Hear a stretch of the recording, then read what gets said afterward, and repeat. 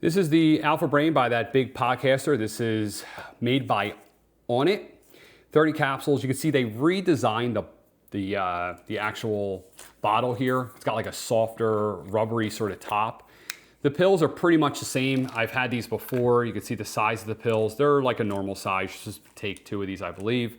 I used to take these every day, and then I kind of went down to just taking them as needed. I think it's a personal thing. If it's going to like help you a lot or help you a little, there's basically all over the board people say, you know, this didn't do anything, it helps me. I did notice that it does help. If you take it for a few days, it will increase your focus.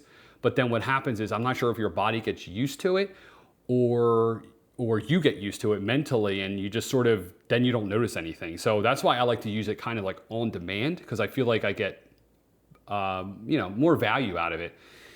Maybe I got to take it for, I think I took it for 2 months one time. Maybe I have to take it for longer, but I do like it. I think it does actually help.